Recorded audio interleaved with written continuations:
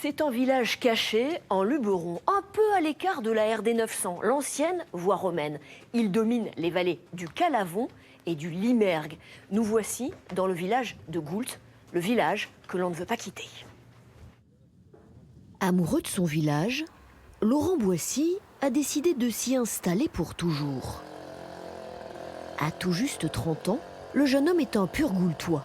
Il y a 2 ans, il a monté son entreprise de location de mobylettes pour les touristes. C'est ça, touristes ou pas touristes même. Il y a des gens du coin à 1 heure de route ou même des gens du village qui viennent découvrir les plaisirs de balader en mobylette sur les petites routes du parc du Luberon. J'ai toujours eu une mob à la maison, du grand-père à mon père qui est arrivé après jusqu'à moi.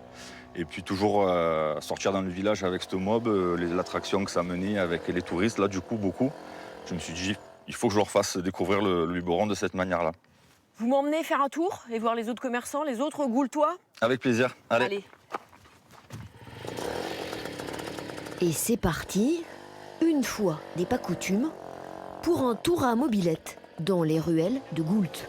Direction rue de la République, la plus connue du village. Nous avons rendez-vous avec Guillaume Molinas. Il tient le Goultois. Alors vous faites partie des gens qui ne veulent pas quitter le village? Non, c'est impensable. Impensable. Moi, j'ai ma famille qui remonte sur Goult en 1530. Mon arrière-grand-père était maire du village, mon grand-père conseiller municipal, ma mère conseillère municipale, et puis moi, peut-être un jour. Moi, j'ai créé le bar il y a 2 ans. Oui. Pour créer un endroit où les gens puissent se retrouver, et effectivement, on y arrive. C'est un endroit où les jeunes et les plus anciens se retrouvent, discutent, les touristes et les locaux se mélangent, et c'est ça qui fait la vie d'un village. Tous les matins, on a notre petit rituel du café sur le Goultois, voilà. Tiens, ma belle. Vous avez vu, on n'a pas commandé. On n'a pas commandé, il est arrivé, il sait ce qu'on veut. La baie d'Anneau.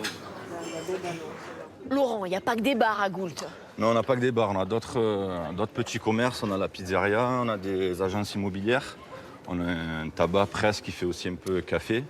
Tout ça tenu par des Goultois. Tout ça tenu par des Goultois.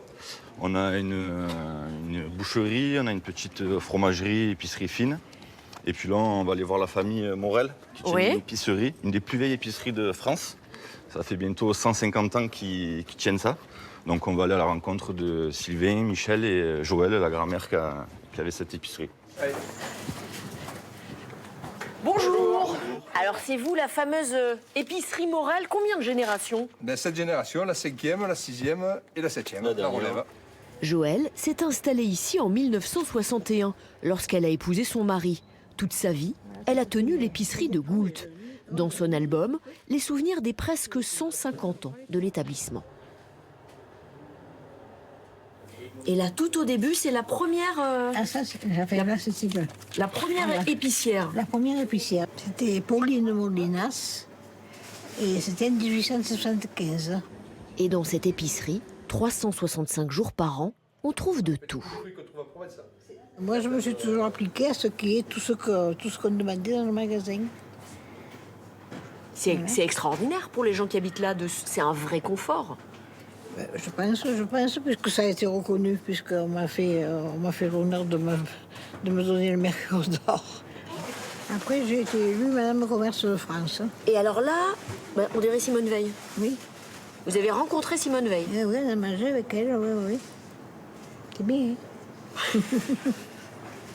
Ah oui, ça a été quand même quelque chose d'extraordinaire. Je n'aurais jamais cru qu'il m'arrive une affaire pareille.